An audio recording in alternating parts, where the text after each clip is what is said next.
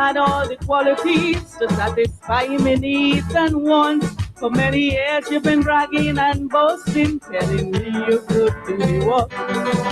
But now you get the chance, the story different, all you're doing is use your mouth. I sit on here waiting for action, but up to now I can't get none. Over 2 years you've been in position, yet you still can't start to function. Well, I tell you, that's a fact and a psychic mistake. I should have kept me gray head, man. It's only talk you're talking, it's only talking. You ain't doing nothing, it's only talking. All this time I'm waiting, it's only words alone can't do anything. Get up and do something.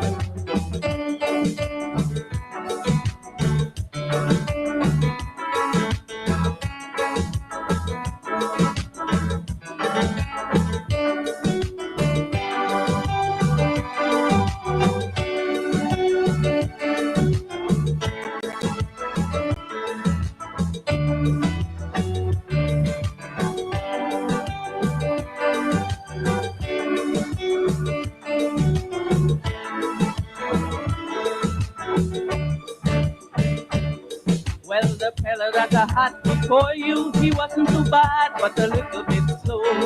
But the one before, he was something else. He was a master at using his tongue. Well, I know you and he was partners, and you must learn all of the tricks. Cause I noticed that you got the same practice every now and then, your mouth just slips. I thought you were my salvation, you would have lifted me out of despair. But since I take you, I'm going down further. You're dragging me down the drain. Well, I never expect you would have changed, so I tell you, I get a shock. Cause you started and said, ready, mark, let's go, and you still can't come out the block. It's only talking, it's only talking. You ain't doing nothing. It's only talking. All this time I'm waiting. It's only words alone can't do anything. Get up and do something.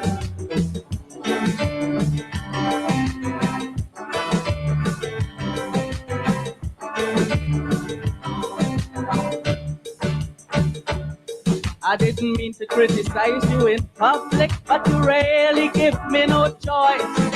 I want you to start performing, but I only hearing your voice. What happened to all the dynamite you had and all the fireworks? Words alone can't satisfy me. I never knew you were so soft. Long ago you used to impress me with your rhetoric and your fancy speech. But come see me and come and live with me. It's two different things, you'd agree.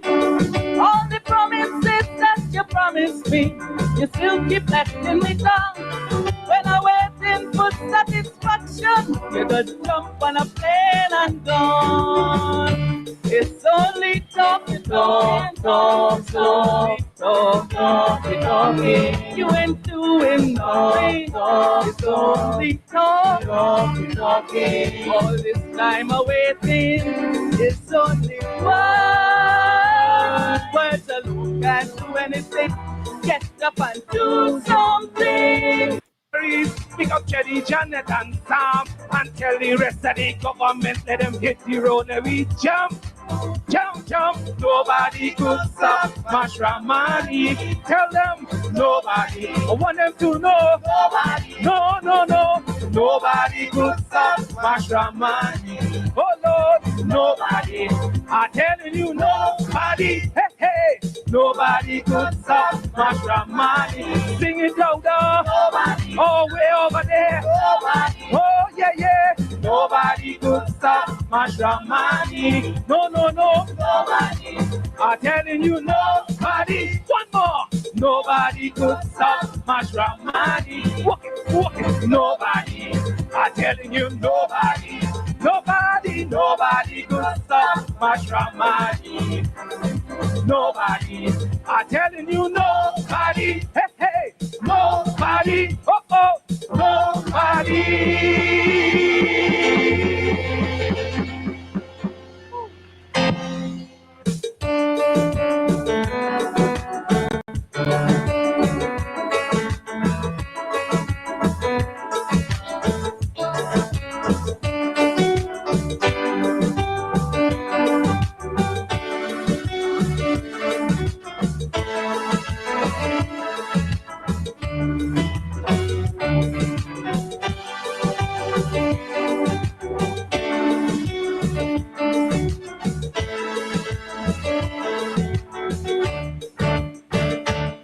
For such a long time you've been behind me, begging me to give you a chance, telling me I had all the qualities to satisfy my needs and wants.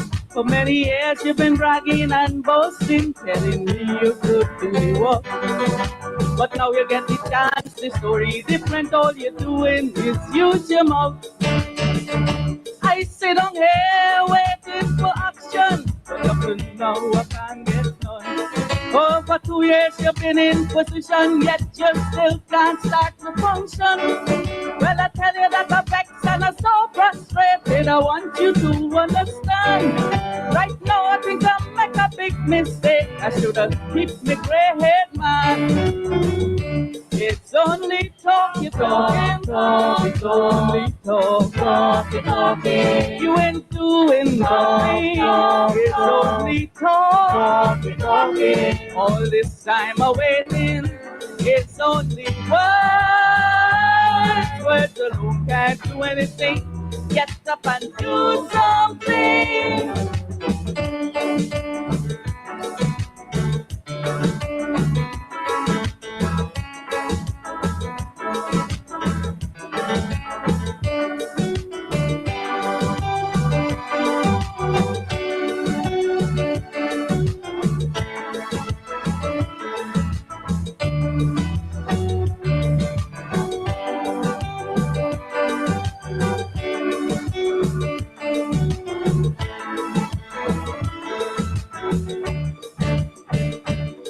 Well, the fella that I had before you, he wasn't too bad, but a little bit slow.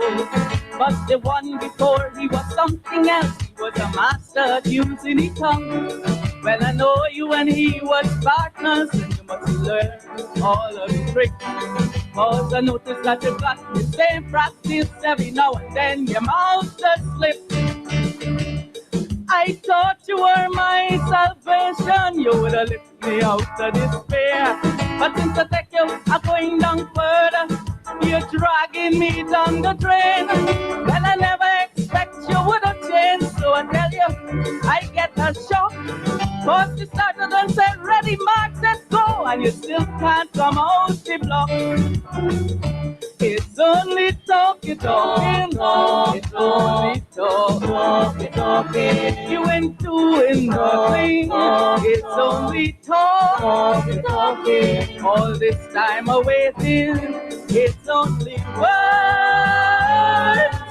alone can't do anything. Get up and do something.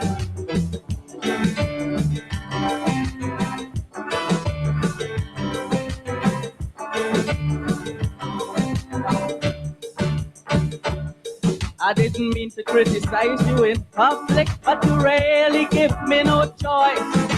I want you to start performing, but I only hearing your voice.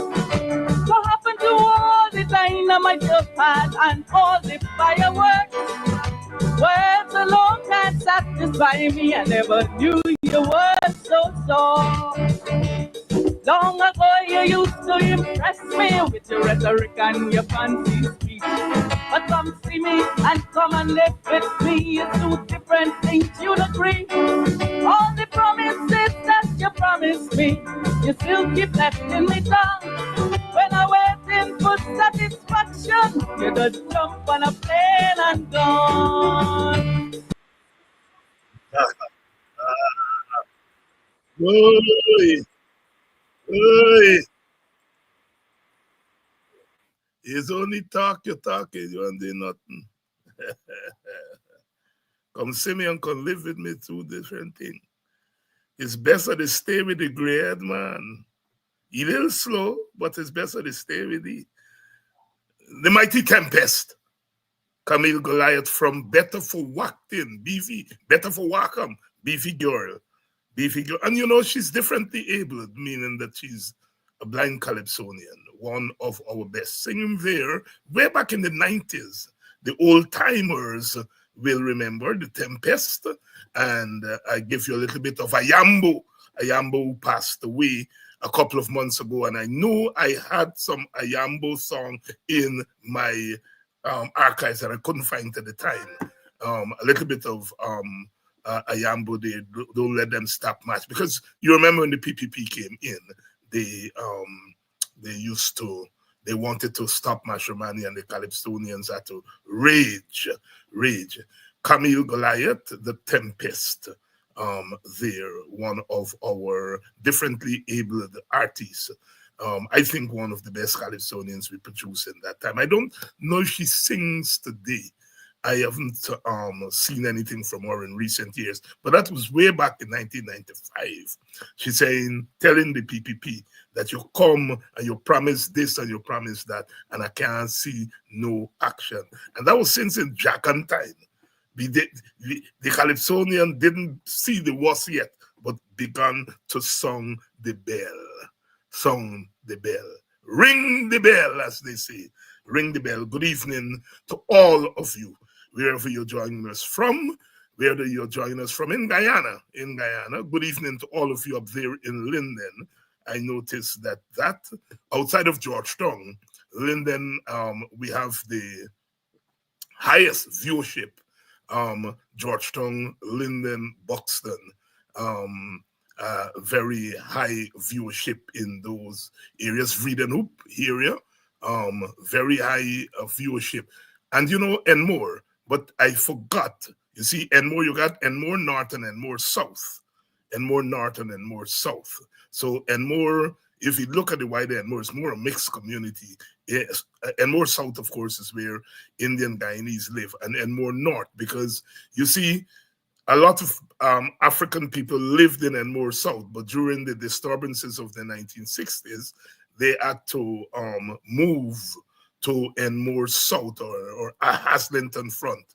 And on that note, I want to, my condolences go out to the Peterkin family. They're usually on this program in Joe's. Morna Peterkin, Sister Robin Simon, who's a younger sister, their mother passed away. And she was one of the persons who was rooted out. She was a young person, rooted out of Edmore, and came to Haslington Front, or South Edmore.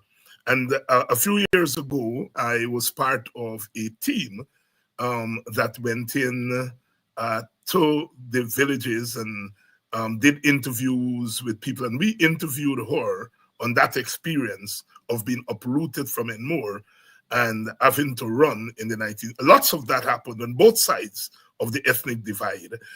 So, you know, they talk about the other side likes to talk about the Wisma massacre, when Indian Guyanese were forced to leave Wisma, but it happened all over. Black people were forced out of Enmore. Rafi Dev likes to say that. Yes, I was part of the team that went and interviewed, and we interviewed Miss Peterkin, Bishop. She was a spiritual lady, and our children really took up because she was an activist. And our children, Morna Peterkin was a member of parliament, and Robin Simon is now part of the executive of the PNC. You all are familiar with Robin Simon. Our condolences go out to the family. And while I'm at it, my condolences also go out to Ozzy Campbell from Buxton Bagdam side. His sister is one of the pillars of this program, Linda Campbell, and all programs.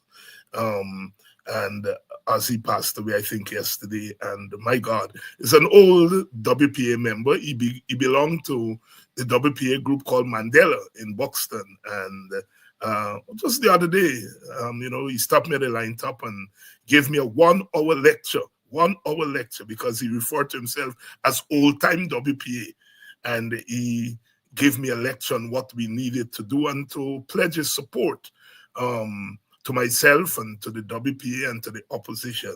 Relatively young man, just died. Our condolences go out to his family and to all of you who are mourning the loss of family. My God, it's difficult times, and all of us can say over the last year, we know somebody close to us who passed away. Sister Lynette Zephyr is here tonight, and they just a couple of weeks ago buried their father. My God. What the Christians of yesteryear say? Everyday souls are passing away. Somebody's dying every day. Congo people say Congo Creole. See them a go away one by one. Congo Creole. See them a go away one by one. And the Rastaman say, fly away home to Zion. One bright morning when your work is over, you fly away home to Zion. Fly away home to Zion. Our condolences. You go on Facebook now and it's all there. I think that brother Ray Lilly, I think is his name. And my God. Our condolences go out to them, and we have to continue to struggle. Those of us who are lucky to remain here on planet Earth, let us make a difference, because we know not when the hour will come. Pass a loop, a whole time at 7 days, not 7 days. Church of God. You all know the Church of God road because of the Church of God church at the end there. Well, the old time pastor was passing loop. We used to say passing Luke. He said, today you bloom, tomorrow is gloom. That was part of it. He used to start all these sermons at funeral. Today you bloom, tomorrow is gloom. Life is like that. Our condolences go out to all the families who are mourning loved ones. We take our dead as seriously as we take the living, because they're going back to their ancestors. And it's a war good, Miss Peterkin, war good, Azzy, war good, all of you who have taken sudden flight and have gone back to the ancestors. Good evening, welcome, wherever you're joining us from, whether you're joining us from Guyana or you're joining us from outside of Guyana. Those of you joining us from our Caribbean, welcome. I know we have some people joining us from St. Vincent and the Grenadines. Welcome to Politics 101. We understand that there is a small but vibrant community there in St. Vincent, and we often don't give them the kind of respect and recognition. Those of you who are in St. Martin's, whether you're on the Dutch side or the other side, welcome to Politics 101, our sisters and brothers. I know that St. Kitts Nevis is in the house. Barbados is always in the house. Trinidad and Tobago, welcome. Those of you who join us from Grenada, the Spice Island, that's Dr. Adams Island, Grenada, the Spice Island. Beautiful island. I spent a lot of time in Grenada. I used to travel there a lot for conferences and so forth. Quite nice people, lovely people. Good evening to all of you out there in Grenada, Piti, Martinique, and Carriacou. You see, we got to be very careful. Trinidad and Tobago, Grenada, Piti, Martinique, and Carriacou, St. Vincent and the Grenadines, Bequia, and Union Island. No, lots of people in Union. Got to know them when I lived in Washington, D.C. lived in Washington, D.C., and my own family, one of my own family, has some Union Islanders. One of family member um, was married to a Union Islander, so I am quite familiar with that Grenadines Island. And of course, St. Kitts, Nevis. When I was a boy, we used to say St. Kitts, Nevis, and Anguilla until Anguilla seceded in 1967. And so we now have the Federation of St. Kitts and Nevis. And next door, Montserrat, some of our people are in Montserrat, That's the volcanic island. And Antigua. On a good day, you can stay in Antigua and see over to Montserrat. Of course, you can stay in Antigua and see across to Barbuda. Good evening to those of you who are joining us in Antigua. I'm not forgetting you. I'm not forgetting you. I'm not forgetting you all. I know that you all are regulars and faithfuls. Those of you who are joining us from Europe, good night. Good night. Good night. Good night to those of you in the United Kingdom, in France. Good night. And in the Netherlands, I'm reliably informed that we have some late nighters, night riders out there in Europe. And those of you who join us from the mother country, Africa, Johannesburg. I know some people from Senegal and Nigeria and Ghana are on this program right now. Right now, welcome to Politics 101. Those of you who join us from the West Coast of the United States, always we forget you, and we shouldn't forget you. Those of you who are in Arizona, blessings and plenty love and respect. Those of you in California, welcome to Politics 101. And I am talking about the night riders in Europe. I noticed Mia, who Mia sent me some stuff. I have to pay some of those poetry, the spoken word. Poetry is close to my heart. I just found, and I put it away. When I was incarcerated as a political prisoner from between 1980 and 1983, I wrote a set of poems, so write them on pieces of paper. And I found them in a file 2 weeks ago. And that is poems that I wrote, and I never published them. When you're in jail, oh, Jesus, you find time to do everything. I used to read Time magazine from cover to cover, Newsweek, because Kwame Apata and I were in the same cell block, and there were three what I call special watch. There were three special watch cells there. So it was myself, Kwame Apata, and one of the men who was involved in the Jonestown shooting. He was there, and the American embassy used to every week he would get his Time magazine and Newsweek, and he would share it with Kwame and myself. And I remember when I get the Time magazine, I'm reading slow because you don't want it done.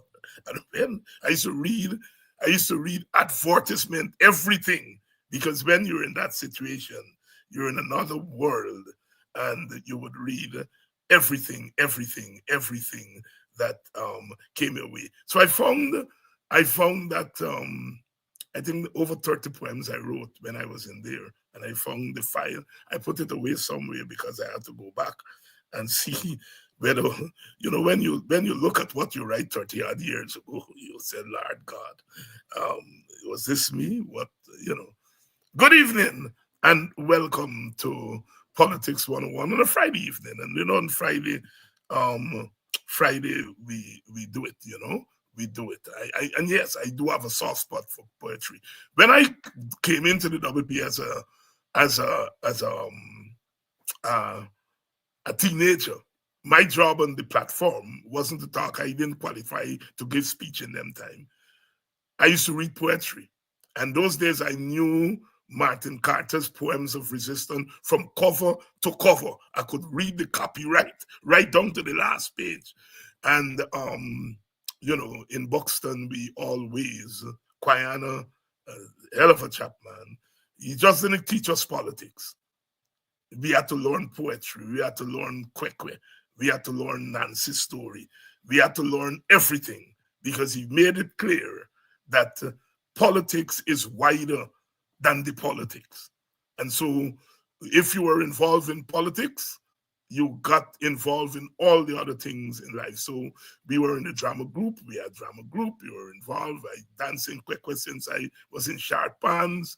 You had to graduate in order to do Nancy's story. Them big man rap a tap and them buy from them and rats and them from Annydale. When you see there's a Nancy story, you can't watch because you can't break in that's big thing. And then when the Nancy story done, you go upstairs and you do the bird. And the bird flew from my tree to your tree with words and song. You gotta learn the Bible and you gotta learn a matching him to go with what's in the Bible. Those were days. And I don't regret living in that time and learning the other things. Art is very much part of politics. Art is very much part of politics. Good evening to all of you. Dr. Adams is here from Christianburg. He is here. Don't say Linden because you're going to say you got to tell me which part of Linden you're from. And then don't say Wismar because you're in trouble too. You have to say Christianburg from there. As a small boy, my aunt used to go up to Linden. I used to go up to Wismar in those RH car. And we used to say RH car. And when I turned a big boy, I realized it was RH car. See, yeah, it's a rich car. And she used to go up there, take fruits and go up there and sell. And she used to live in Valley of Tears. And I think I spent half of a school year, then went to school there, about 4 or 5 years old and so on. The coldest water was a little creek. Oh, Jesus Christ. I live in place with snow after them, but never see water cold more than them creek in Linden. Never feel. That's where you have to bathe. You have to bathe. I think they call it Victory Valley now. Back in those days, it was Valley of Tears. I think they call it Victory Valley. But Doc gonna tell me because he's a Linden man. He's a Linden man, the Christianburg man. Wash your mouth and get it right. Get it right. They gotta buy from the village boxing, he attack wrong. You talk wrong all the time, you me mouth, wrong talk. And they give your name bad speech. I do not want to be a bad speecher. So I am not going to give my mouth liberty with what I don't know. Good evening. It's not 5:30 in the morning. It's not 5:30 in the morning. Jesus. When you all think that we have had enough, think again. A big president ringing a bell and calling his ministers and contractors at a 5:30. Does that man understand the significance of what he did there? And sit down there like a chibat. Giving order, I buy you, sit down, son. That is where I don't care. Yeah, I mean, standards.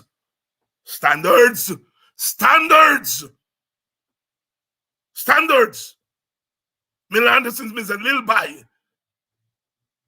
You may be poor. You may get one shot, one pants, and one yachting boots. One uniform. But standards. You sit down there And yet big man and big woman, no sir, yes sir. But what? Those people do anything for a penny, and then the government will force people, line them up, line them up, line them up. Say, and some stupid people of the president read the riot act. The riot act need to be read on the president. What a man parading people up and down and talking about riot act.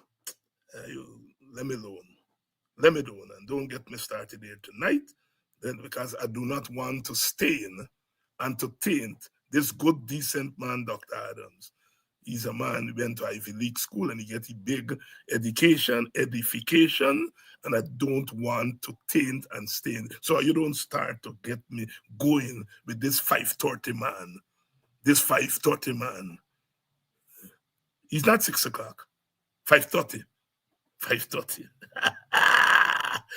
Good evening, Gloria. You are at the gate. I am Gloria. It's a trooper. Good evening. Danet Booker.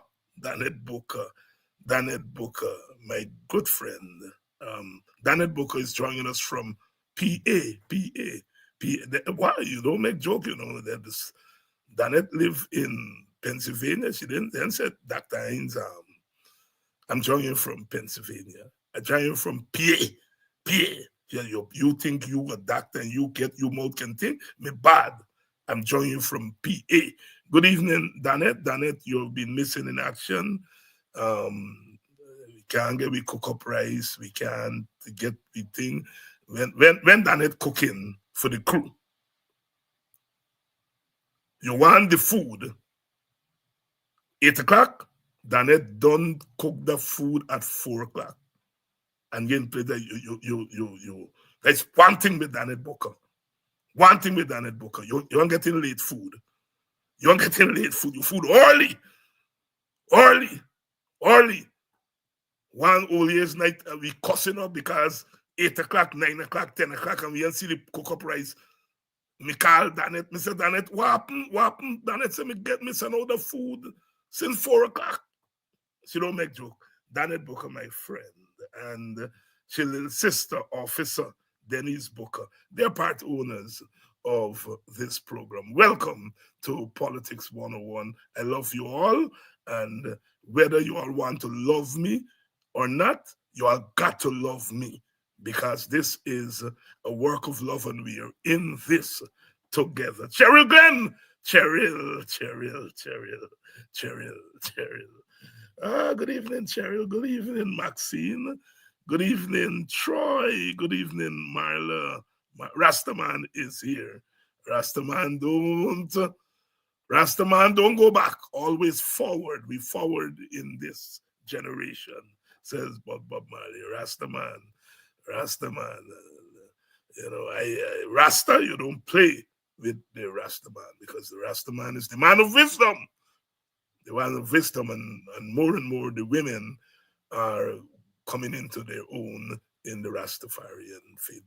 The great cultural movement of the latter part of the 20th century, coming from our Caribbean, Rastafarianism that emerged in the 1930s with the coronation of His Majesty Haile Selassie.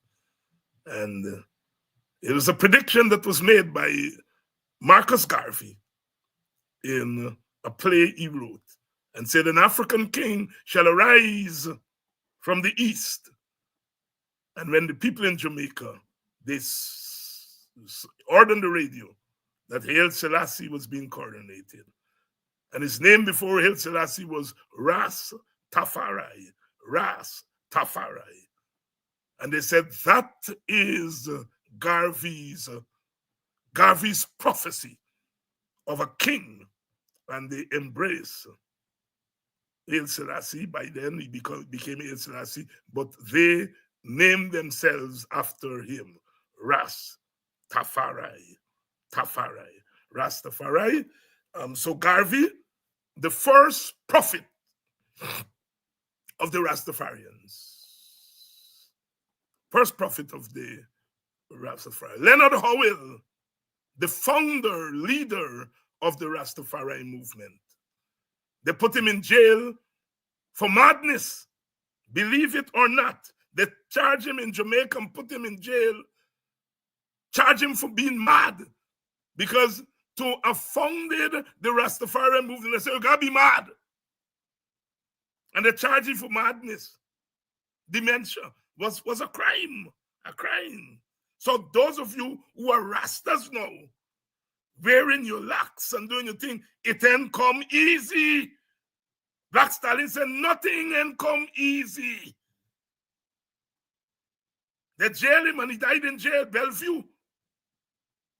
They jailed him at the madhouse, Bellevue. Bellevue in Jamaica.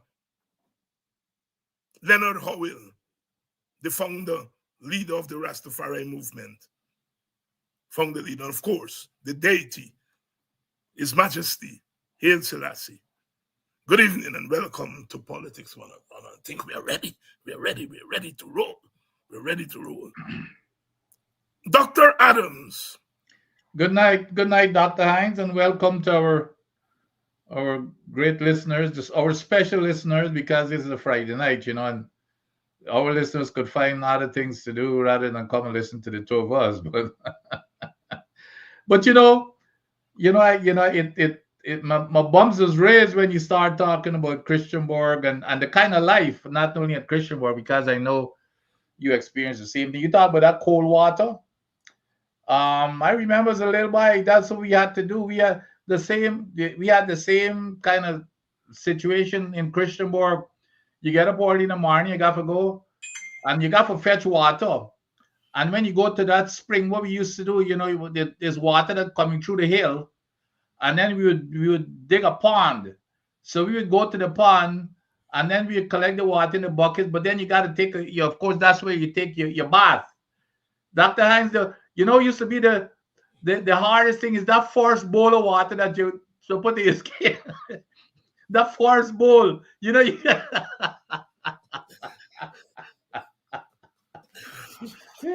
but when the first bowl get in your skin, then then you start your skin start adjusting. You do a little drip first. That's a little two drop. Especially on your back, on your back, Dr. Hines. That's the one. It's your back. It's your back is the worst thing. Why? But Dr. Hines, you talk about about me where I ended up, but it's not where you ended up. It's where you came from, and that really grounded you, because I'm still not convinced that had I not grown up in a place like Christianborg, that I would have been where I ended up, and the things that I do, and I know you do the same thing. When you look back, when you come from those humble communities, you can't help but be humble, and you look back and you want to give back, because those that are coming after you, you feel an obligation to do whatever you can, and that's why we're in this fight. And I of course that I belong really to the AFC, but what Aubrey Norton talks about all the time, I know for a fact he means it from deep down inside. And if you notice, he's always talking about the disadvantage, to make sure, looking at the like making sure that people get, the people at the lower rung of the ladder, they're comfortable, like making sure they get food. His priorities are not for the rich. And I believe him, because he and I grew up in the same community down there in Christianborg. And well, of course, the valley is in Wismar, by the way. The valley is in the Wismar. So, but nevertheless, we share the same type of life, that we had to, we struggled, but it was the most valuable experience in life that one can have, because you never look down on people like we see the president and others do, and you don't treat people the way that they do. It's so, growing up in those communities, I wish everybody could have an opportunity to have that experience. As a matter of fact, when you look at LFS Bornum, you remember, before anybody could, all the ministers and the executives in the government, you remember when they had to go serve in those communities for a period of time. And I think that's so important to ground them so they don't believe that they're high and mighty and hearty and they're more valuable and important than anybody else. Like we saw what happened there at the 530 meeting. So I'll always be proud of where I come from, and I Yeah, know that yeah, you yeah, are. yeah, You know, yeah, yeah, yeah, yeah. I reminisce on that Linden thing. That is why I say Linden is also a special place. They were the people who sell coconut, sell like me yeah, auntie, sell thing. They would come down to the coast and and yeah, um and then carry thing. But when they come down from Linden on the weekend, these people used to get a whole set of money because the mainly men who were working there, a lot of them had their wives and children back, yeah, their families back, and they would bring down money yeah. and they go in. So they were like a bank, like couriers. So it was really a fantastic network. I see me auntie get, this money wrap up in, they used to tie up their money. They tie up and this money and so on and thing. And then she said, you go and give Miss Florence this, go and give Miss Thing this. And they never really say, but as you grow up, you begin to realize don't you bring down those people money to give them.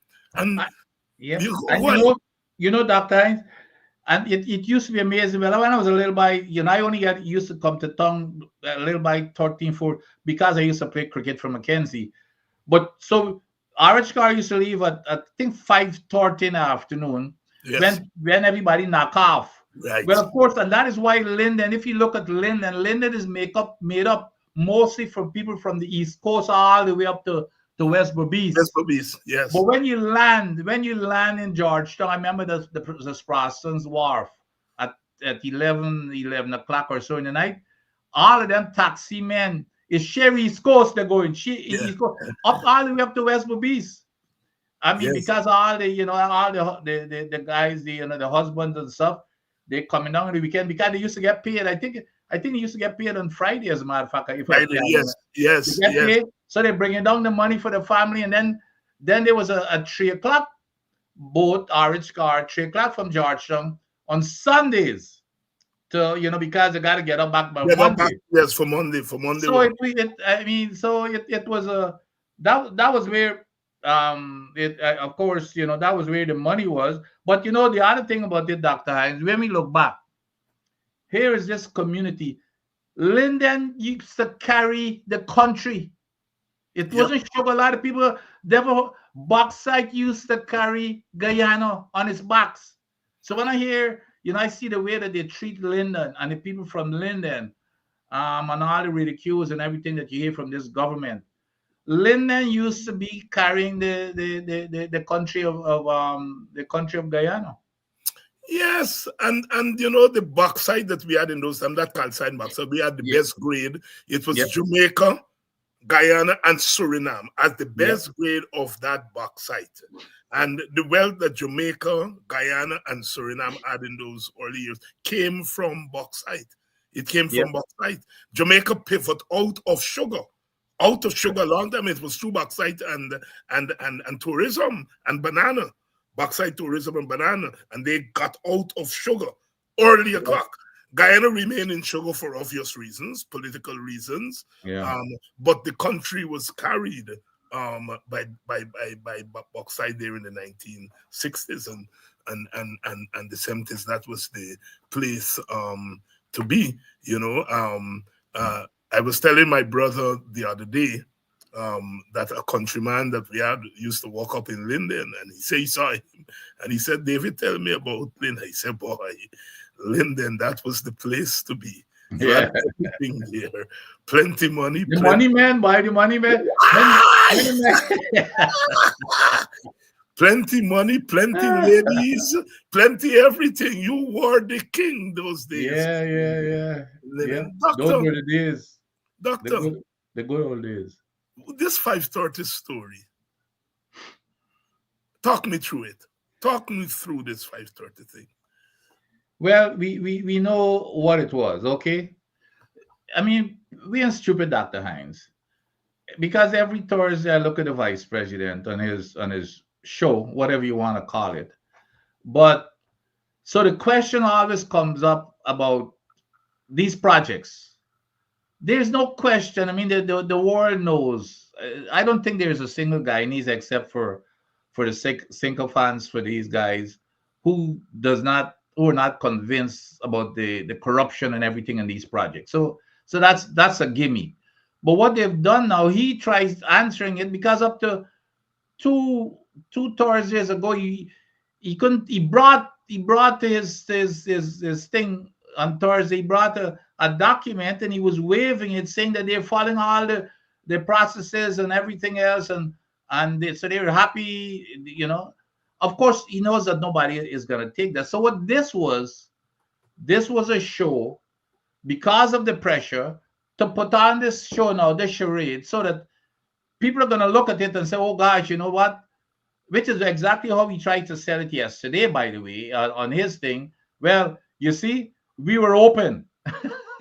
we were open, and it shows it that we got on to high, and we bringing it to the fore. Well, if you want to bring it to the fore, and you want to expose your ministers from your ministers right now, why didn't you do it 4 years ago? Why didn't you do it 4 years? Why do you wait until close to election time and then you start doing it? But on the positive side, Dr. Hines, the one thing that I am happy about is what they've actually done, which is to me should backfire, is exposing what you and I and many others were talking about. We You see, they were trying to defend when we talk and tell them how incompetent the leadership of the country is and how they're wasting money, all this money in projects. But what they came, and it was an admission, the president himself admitted that is exactly what we've been saying that is coming to light. So that came to light, and then the way that he treated the other thing that which was kind of funny, and I enjoyed, as a matter of fact, is how he berated those who are so believe that they're so big and powerful, and they treat others under them, such as Priya Manichan, such as Juan Edgil, and even the finance minister. And he really dressed them down. And Edgil, I mean, the thing is, I don't know if you remember that clip that I would never forget when he was when an engineer was on the he and a contractor were disputing Yeah. each other. The contractor said he got the contractor said, "I never got your letter to start." He's saying he got the letter. Ejel comes up now. I don't know if he believed he would have gotten points from the president. Oh, Mr. President, they've got bad blood between them. Well, we should be calling Ejel bad blood Ejel from now on. He stands up and he said, "Well, they've got really bad blood between them, and I have to call them in my heart." Now, why would you want to stand up there to make an excuse to tell the press something as foolish as that, and the president just let him have it? The president said, basically, the president said, "I'm surprised that you getting up to tell me about bad blood. Is you running your projects with bad blood?" I mean, it was so. You talk about humiliating, but it exposed the incompetence of these ministers. So that's the one positive that I was happy about, Dr. Hines. And it's the whole nation saw for themselves, and now they're trying to backpedal, like the vice president was doing yesterday. Well, this year, this year is open. The PNC would have never done that. Well, there's no reason, because we would have never been in that at that stage, and we would have managed our project differently. But they've been hiding stuff, wasting money, and the pressure got too close to them, too much to them.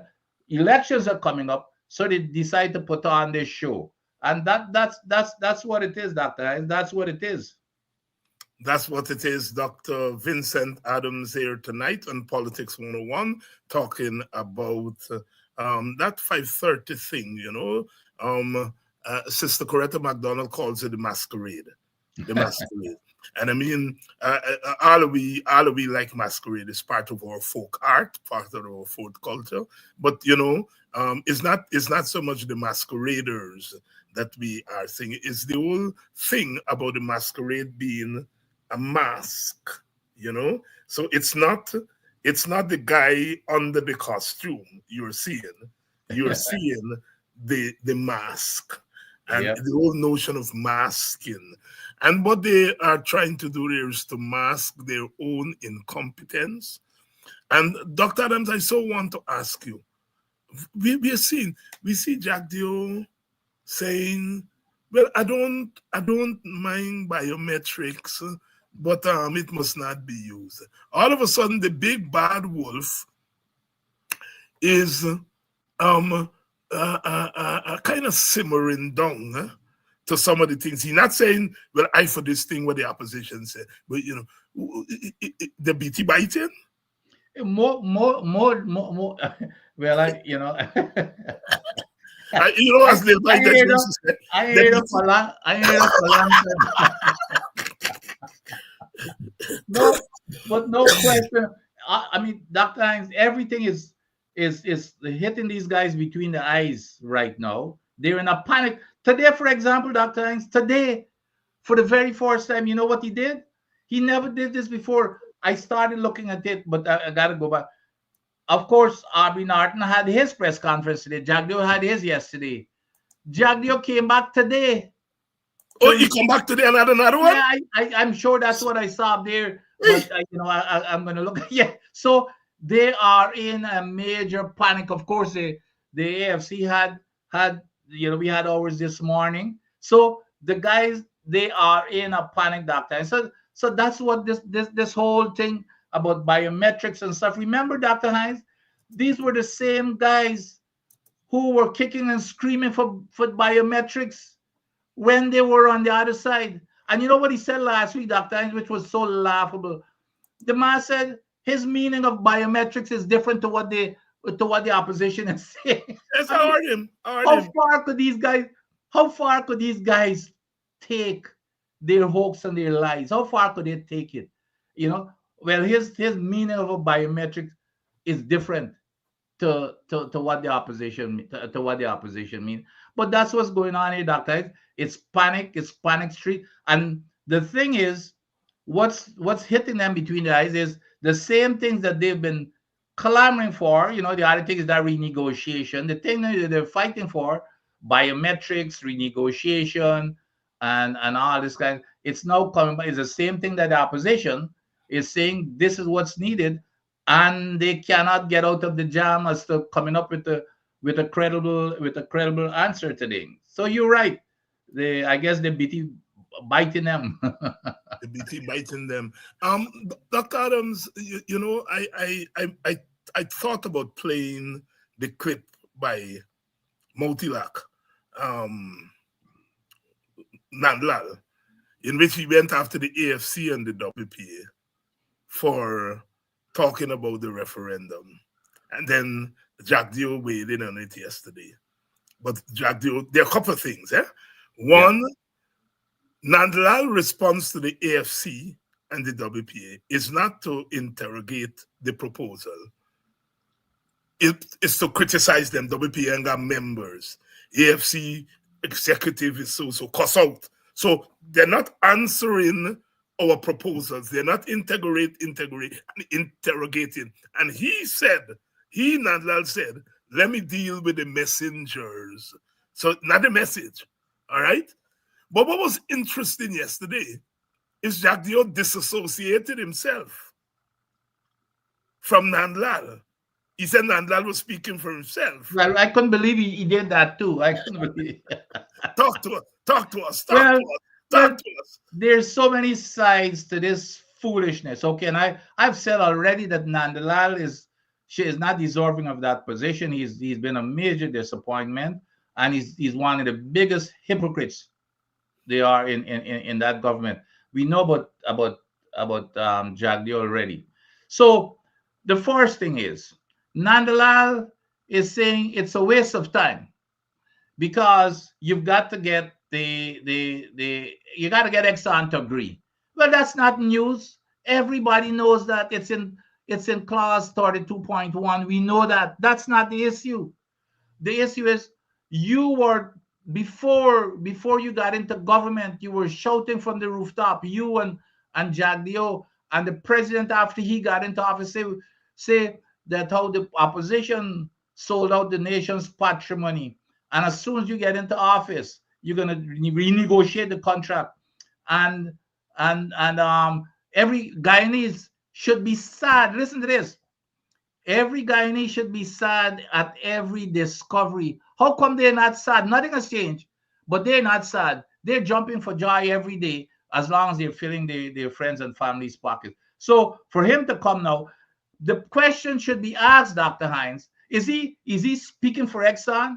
Is he, which is what he's been doing? You remember the That's right. parent company That's right. guarantee? That's right. That Yes. he jumped on Exxon's side. So is he speaking for Exxon when he says, well, we they're not going to agree to it? Basically, that's what he's saying, that Yes. we're going to be wasting time. And so we shouldn't do it. We should do And nothing. so we shouldn't do it. Is he speaking for Exxon? Yes. Because the first thing we should do is to say, engage Exxon and say, we would like to talk to you about renegotiation in accordance with the contract, which is so sanctified according to this government. Everything is a sanctity contract. Well, clause 32.1 says, it's a reason why that clause is in there. If which is what they're trying to say, well, there's no way that you can have renegotiation. If that was the case, the clause would not have been in the contract. It says you can change the contract except that you've got to have consensus from both parties. Well, what is stopping us with all the bravado? What is stopping this government from engaging Exxon to say, we would like to talk to you about renegotiation, when Jack Dio himself in his you remember his firebrand red short, he's on video. He himself, he was screaming from the rooftop that we will negotiate. What is stopping you? So that's the first question. According to the contract, but you've got to engage. And by the way, that's what's in Norton's 20-point plan. It says that Norton will engage them to talk about renegotiation, but they're even frightened to say that they're going to engage. Here's the other thing, Dr. Hine. To me, it's politically stupid to start with, because at least I would have if they were genuine, I would have taken it to the public. But they know what the answer is. So if they were genuine about renegotiation and wanting something better for the nation, is take it to the public, because we know what the answer will be. It will be overwhelming, trust me. So you would have cover now. I know that they're afraid of Exxon. No question they're afraid of Exxon. So here is a cover. Take it to the public. The public will say yes. And you go to Exxon and say, well, hey, body is not me. The public, this is what they want. That is political cover for you. But they're so scared of Exxon. But here's the other part that we cannot miss, Dr. Hines. In a democracy, that's how it works. The people speaks and you respect. They do not operate that way. They believe that this all belongs to them and their friends and families. Okay? So that's how a dictatorship works, is that I am the boss. I say this is what is best for the country, as long as I take care of myself and my friends and families. I am not going to take it to the public. I'm going to make the decision. So that's what it comes down to again. It's they don't believe in a democracy to start with. So there's several different sides to this story, and none of it favors them. So for him to be coming out, and then I noticed in his comments, this is Nandalal. Nandalal said we've got to follow the rule of law, and that's the only thing that in a democratic country, we've got to follow the rule of law, and that's the only way we're gonna attract investors. Does this man knows that the what's it called, the World Justice Project? The World Justice Project, they do a study every year. The World Justice Project, in their study for 2023, Dr. Hines, does this man know that Guyana was ranked 76th out of 142 countries when it came to the rule of law? And you know what was Guyana's score? 50 out of 100. Mm-hmm. Now you're a professor. What grade do you give your students with 50 out of 100? F, and I wouldn't even say what the F is for, right? But there's a rank F. Exactly. And that is what says the ignorance. No, but I don't even think it's ignorance. I think, well, it's a mixture. But they believe that we're also ignorant and we're foolish and we're gonna buy all of this stuff, which is exactly what an an autocratic government does, Dr. Hines. That's exactly what it is. They're a dictatorship. They do not believe in the people's opinion. They don't believe that that's where the power should be. We're gonna make this decision, and so that's the big excuses they're coming up with to try to get away from this referendum. Yeah, and they're trying to make us look anti-Exxon. And Yep, I yep, think that is something that we have to call them out on.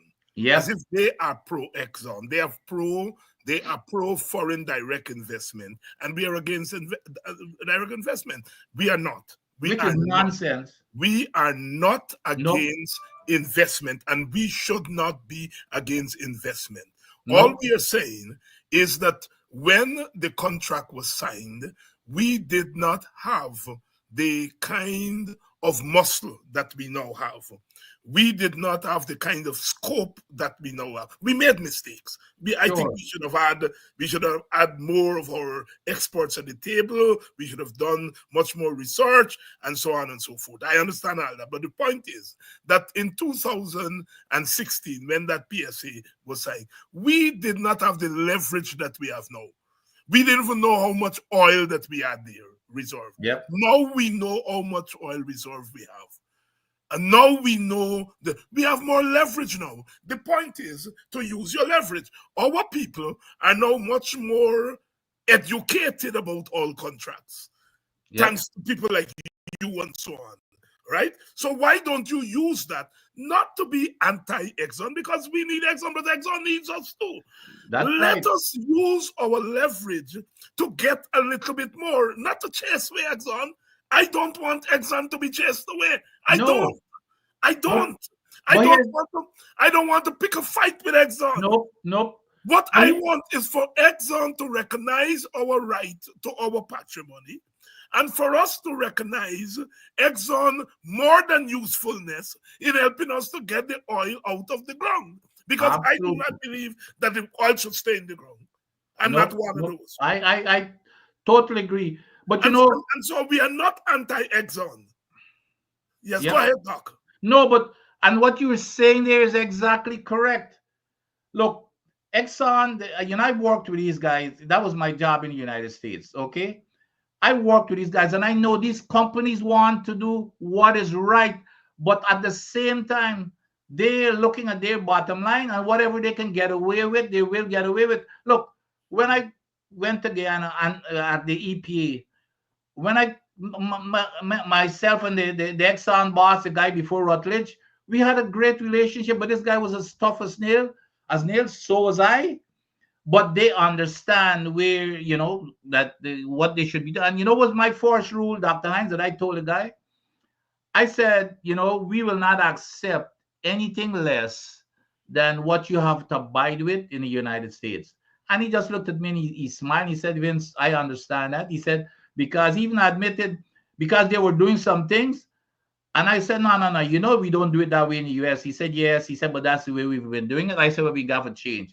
The man went and they changed the way of doing business. That parent company guarantee, for example, that was a typical example. The contract never did not require that. I know what I told him. I said, what happens if we get a spill? I know this game. You guys set up a limited liability company who is signing all the documents. Exxon is not signing anything. This limited liability company does not have any assets to cover an oil spill, because you guys are depending on building your assets after oil start producing. You haven't even produced a barrel of oil, but you want me to go and sign, give you a permit to produce, and then after day one or day two, you get a spill.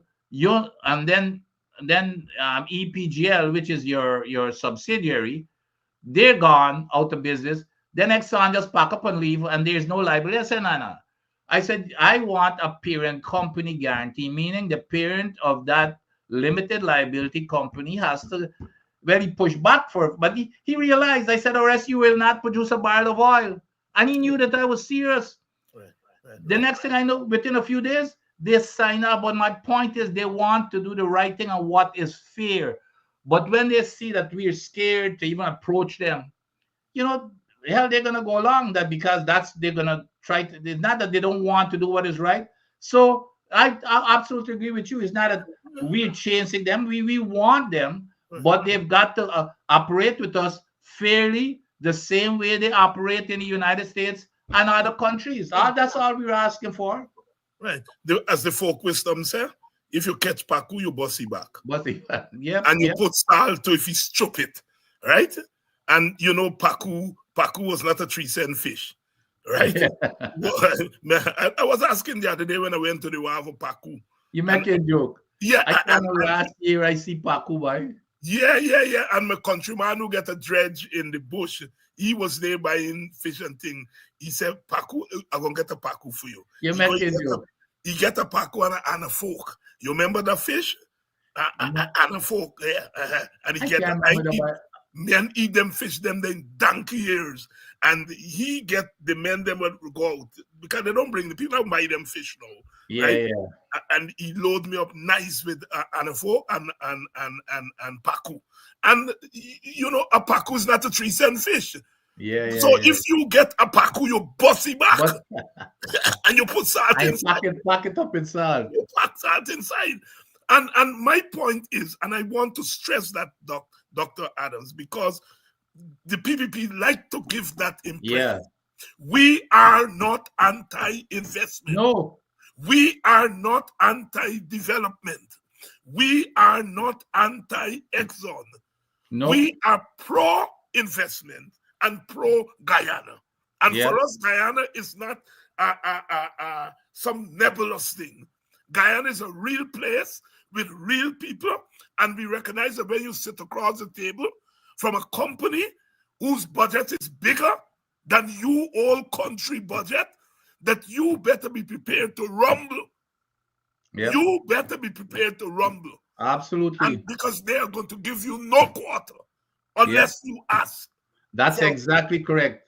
That's exactly correct. And that's why I get back to this foolishness about him saying, well, no, you know, it's never going to happen.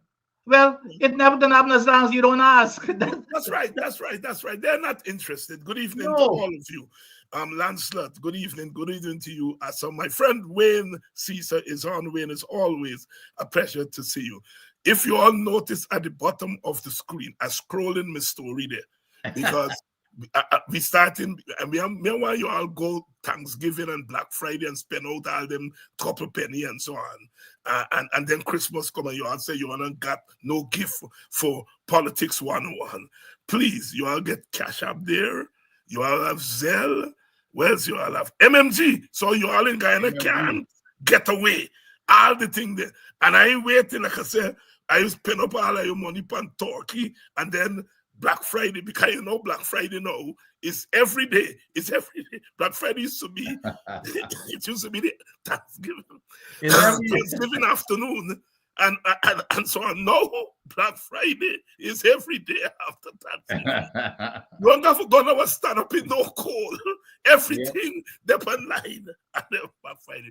Please give Politics 101 its Black Friday and contribution.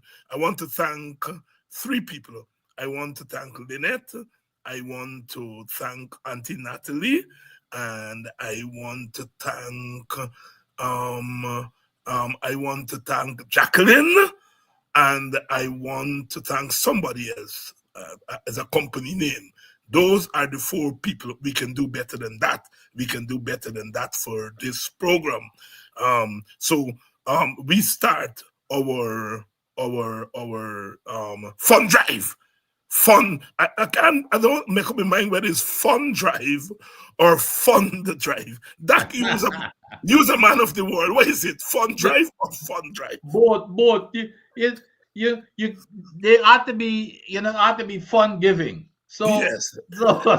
So you can tie both to the FUN giving, but at the same time on the back end it's funding. Yes, and we in Politics 101, we don't ask you all for big money. Small What is it? Um, thank God for small mercies. Thank God for small mercies, and so on. So please, respond to our fund drive, our fund drive. You, Doc, in keeping with this new trajectory of the PPP, we see Jack Dio now becoming the defender of standards in the oil industry. He's not so concerned about the environment. He's not so concerned about regulation and so forth. But his line through is B. Yes. The Talk to guy, me. I don't know, and the guy is just as if he doesn't have any shame. No, You know what the man, he you ain't got get no shame whatsoever. The man stood up there with a dry face yesterday, and he said, "Oh, we pleased that things are going great." And then he rattled off some things that I'm gonna get to. But here's the other part. Here was the laughable part. There's man really believe that people are stupid. He said a lot of things are happening. He said, but things are going great. But our only contention, Dr. Hines, our only contention is still fighting against what this contract is allowing.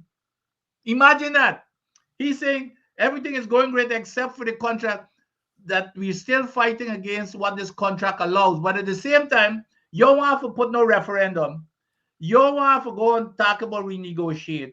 And then you're trying to make people asses by saying, well, we did renegotiate because we got these new contracts. Those new contracts has nothing to do with renegotiations.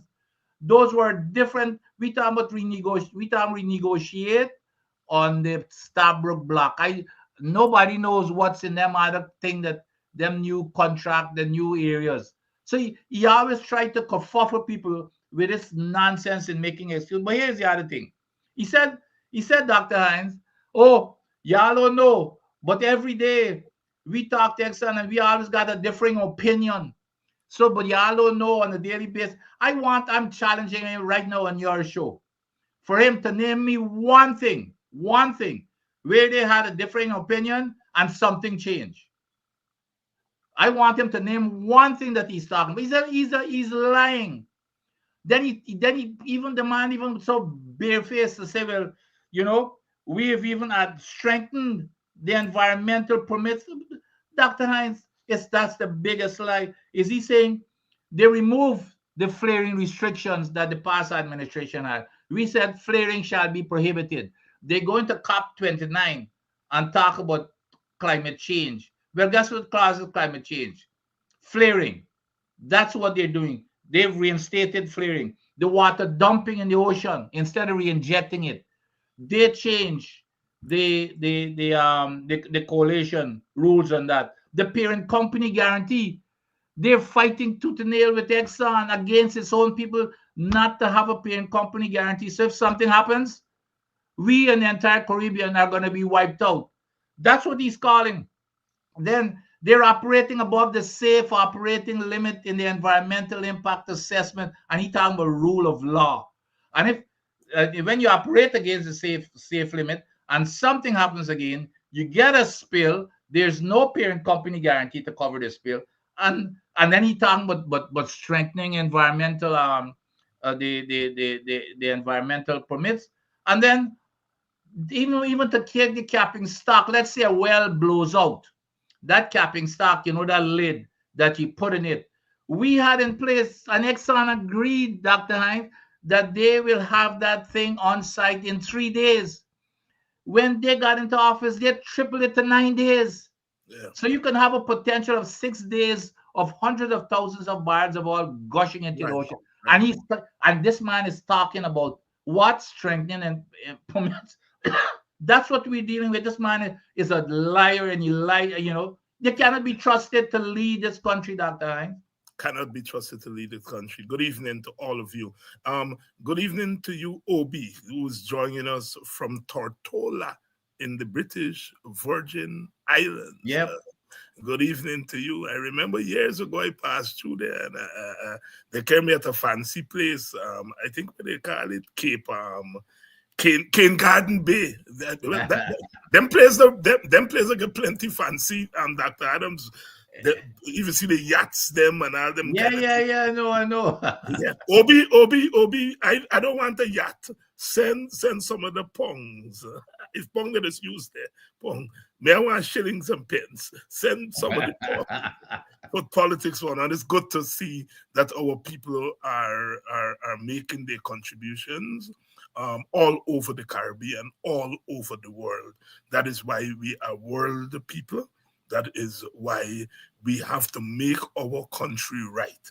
We contribute to making countries all over the world. Our skills, whether as scientists, as teachers, as nurses, as mechanics, we give our skills to other countries. Our country needs us, and we are not going to allow them to chase us away. These are not the days when you have to pack up and thing. You can contribute to your country nowadays by being overseas. You don't necessarily have to be home. A lot of stuff is now being done online. And so thank you all for staying with us and witnessing with us as we try to straighten the crooked roads. And I don't mean it literally, I'm talking here uh, uh, uh, not literally, figuratively, and so because we got work to do and we got to prepare ourselves. Now, Jack Dio is saying yesterday there, Doc, that we frighten election. And all these things that we coming up with is because we don't want election. I know that we are ready for election all the time, but we want free and fair election. That's right. We don't want a tomorrow election that is not free and fair. We rather wait till the after tomorrow and get the election free and fair. And we have to make it pellucidly clear to him that you all are not going to rig this election.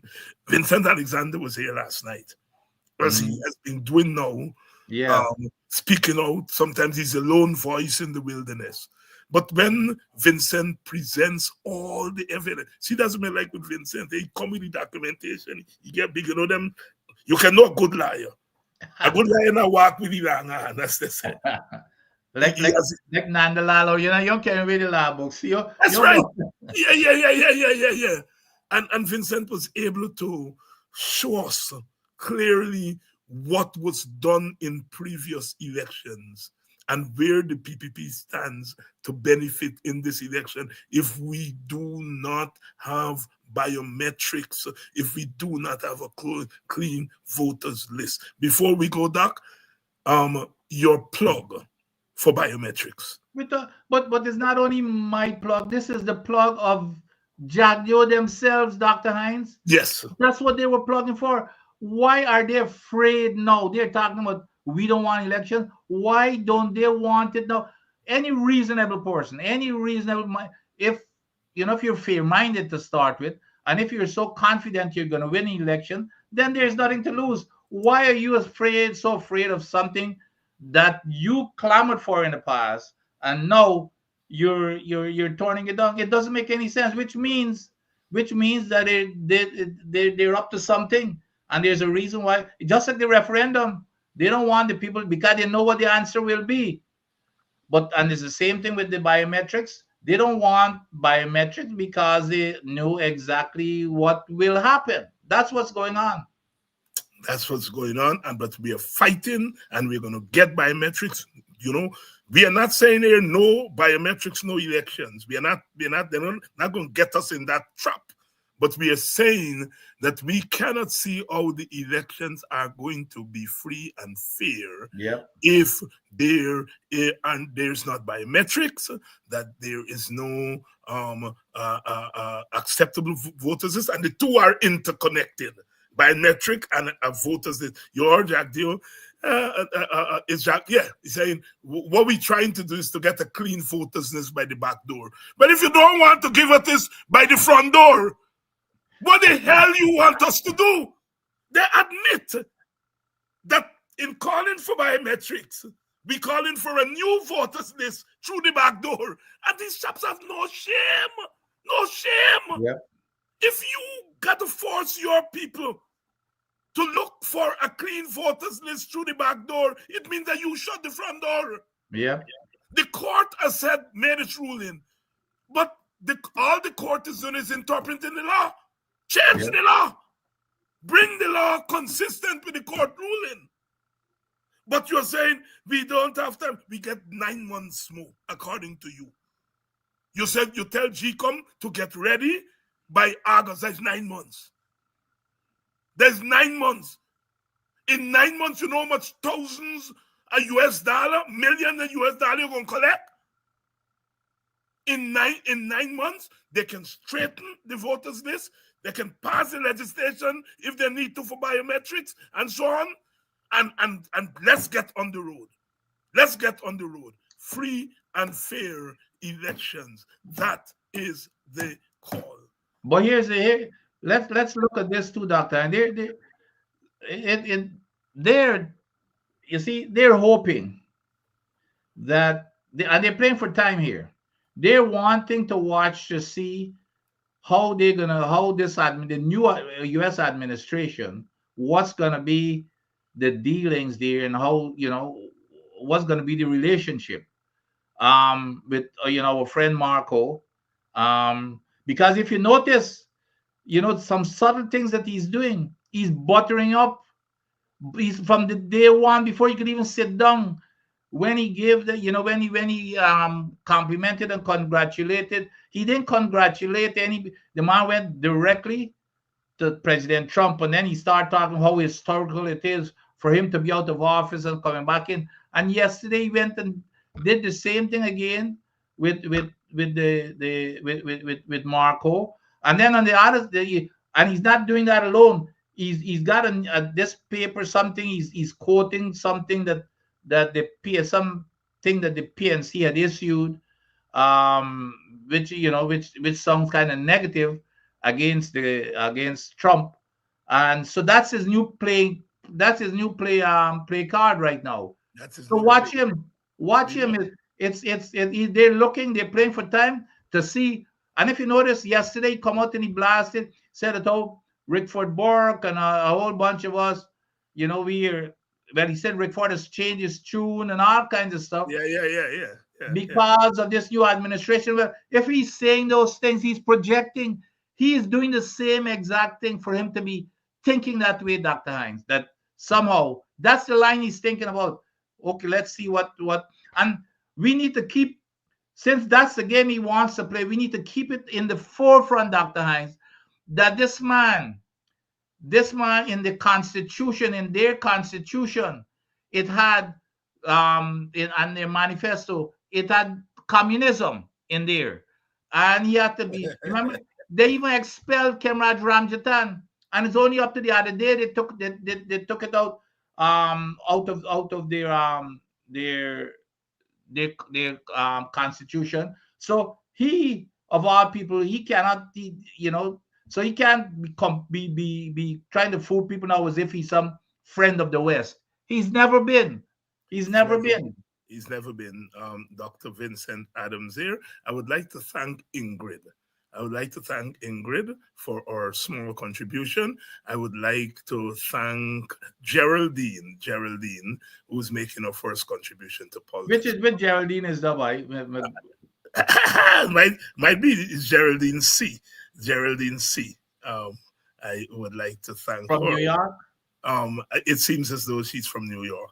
Yes. Yeah, okay. Right.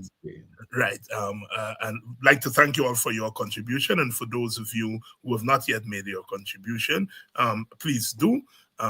As we try to upgrade all this new technology coming up now. We're trying to upgrade the program and to keep it going, because God is not finished with us yet.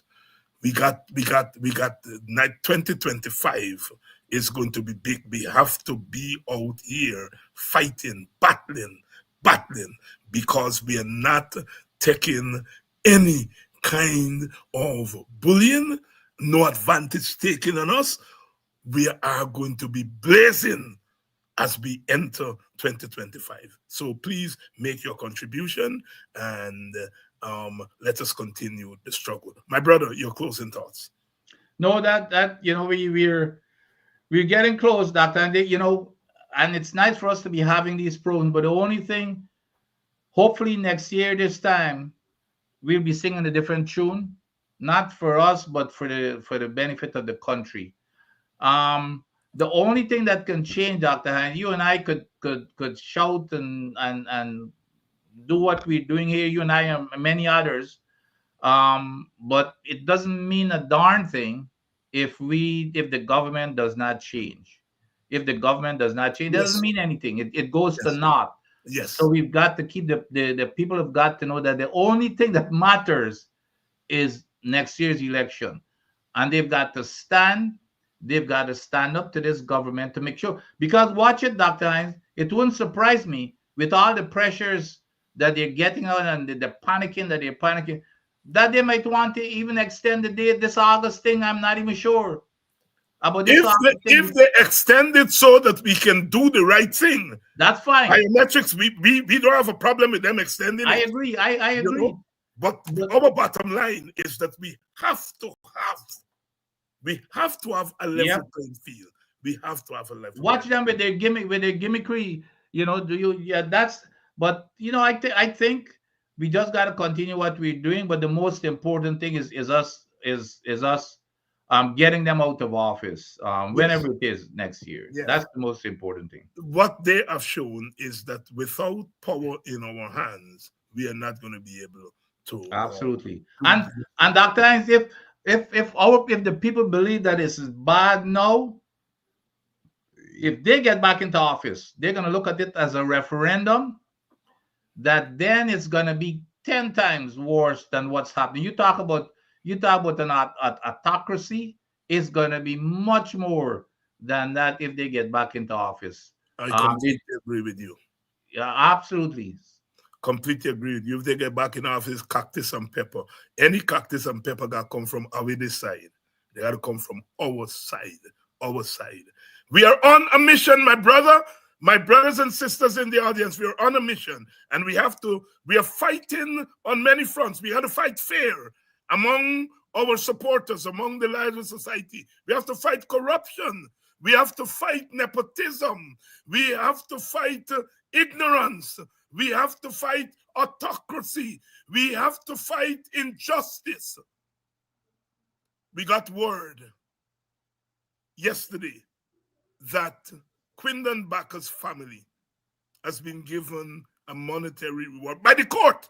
By the court. The last time them buy that they shoot up in Linden, they give them a 1 million, the family. The court said $24 million for the Bai family.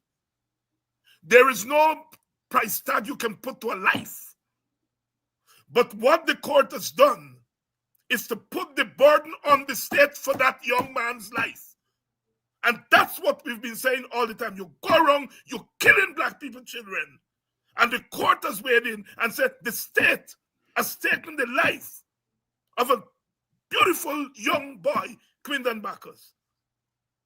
And they've given his family a monetary reward. Again, we say we are not screaming because of the monetary reward. We are screaming because it represents justice. It represents justice. It represents that we have a state that is going around killing people, children, and it has to stop. And that signal from the court, some little justice. That lady will never have a son there. That little child, his little daughter, she will never have a father around. The father will not have a son around. The grandmother will not have a grandson around. The people of Aslington, Golden Grove, Nabaklis will not have one of their young people to contribute to that community. But God not sleep. He not sleep. And the court has ruled that he must pay $24 million to his family. It's a step. It's a step. It doesn't represent the fullness of justice, but it recognizes the role of the state. I tell you, Doc, that your last statement or your closing statement, your comments on this. Yeah, no, that's great. But just in terms of justice, again, it's not as bad as that in terms of a death. But also David Patterson won his case. You remember Yes, when he, he won his case. Yes, yes, yes. that's right, he won his case in the name of justice. So we there are little signs here and there, but Yes, but yes. we We're talking about the prevention of David from traveling last year to go to that conference in yep. Washington, D.C., and the court has ruled in favor of David. You know, I just tell you all on this program, I know you all just get vexed with the courts. I know you all just get vexed with CARICOM, but do not throw the baby with the bath water. All right? You can disagree with the ruling of the court, but we must not be in the business of tearing down institutions that we have taken generations to build. All right? And the wheel of justice will eventually turn. It turns slowly, said Dr. King. The wheel of justice turns slowly. There's no, there's no, it's no coincidence that Dr. Adams got Dr. King picture on his background, and I got Dr. King at this side, Dr. King there, Dr. That's King, right. and he was no Uncle Tom. He believed in nonviolence, but he was the baddest brother of the 20th century. He was the baddest brother, and we had some bad brothers and sisters in the latter part of the 20th century, in the Caribbean, in Latin America, in the United States, in Africa. But Dr. King is the baddest of them all. All right? He showed what you can do, sometimes with words and his commitment. When he died at age 39, he had the heart of a 75-year-old. He carried the burden of Black America and the rest of the world, the rest of the Black world, on his shoulders. Yep. And so he said, the arc of justice turns slowly, but eventually it goes in the direction of justice. Yep. It goes in the direction of justice. My brother, it's always a pleasure to share Same here. this platform with you. Joy Yeah. and hope. Joy Hope. and hope. Keep And hope alive. Keep hope alive. and those of you and like myself who have managed through luck and persistence to bolt the gate of poverty and injustice, that we come back to join with our people to fight Yep. poverty and justice, and to flatten that gate eventually. God bless you, my brother. Same to you, Dr. Hines, and to our listeners. And to you, our viewers, what more can I say? This journey is about you, for you, and with you. There is anything that you could have been doing on a night like tonight. Anything. There's a lot to do. But you've chosen to stand at the gate of injustice and to push it back with all your might, and to clear the way so that we can see it through to the other end. 2 morning more. Old people say, 2 morning more. We are cracking, and in some cases, we are breaking the chains that hold this dictatorship together. The Lion of Judah shall break every chain and give us the victory again and again. Have a restful weekend and come back ready. Come back ready to hit the road and to let our people go. Old Pharaoh, let my people go. We are not asking you a favor. We are demanding our God-given rights and other rights that are enshrined in man's constitution in the laws that govern our country. And we are making sport because we are human beings endowed with all the qualities of the human species. We give no quarter. We ask for none because we are on the right side of history.